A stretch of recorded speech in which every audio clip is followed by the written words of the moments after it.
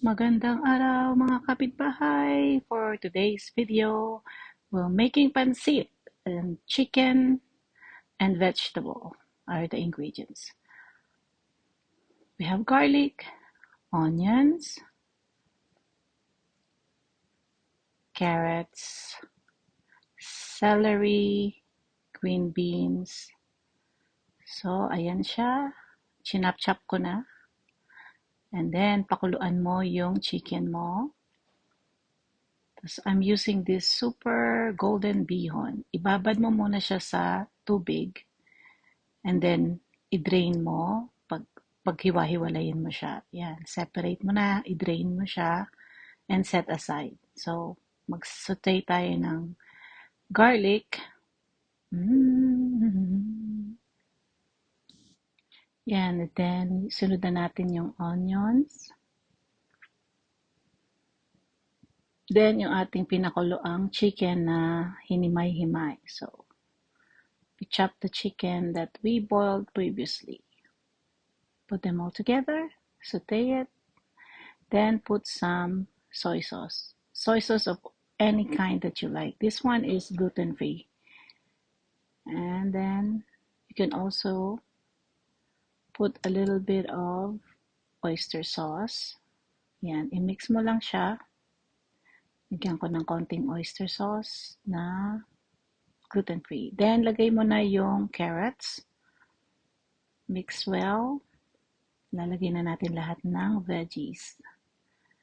And then, yung ating green beans, celery. Isutay mo lang siya. Ganyan. Halo-halo.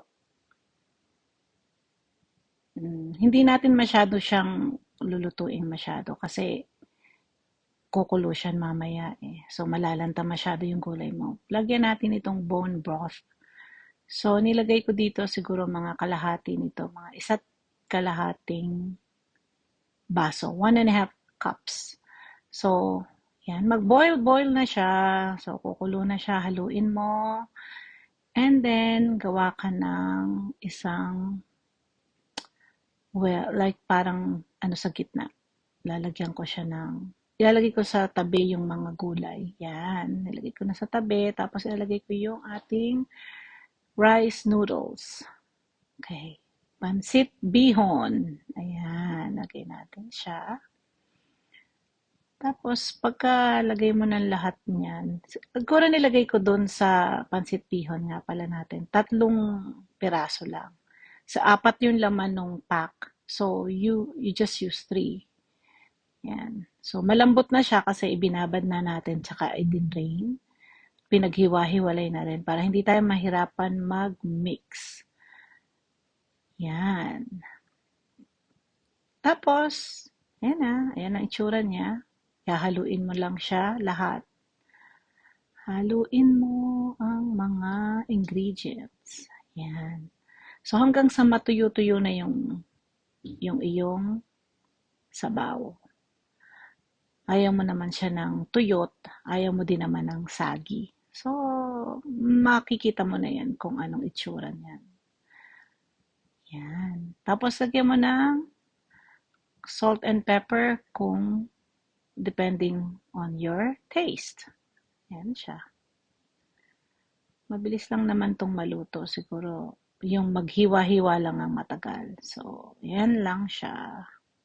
Masarap na merienda. Happy birthday din. Long life. So, yan. Lakasan mo yung apoy para kung marami kang sabaw para mabilis matuyo. So, hindi siya magsagi. So, lalagyan ko ng konting black pepper. Yan. So, eto na ang ating pansit. Bon appetit!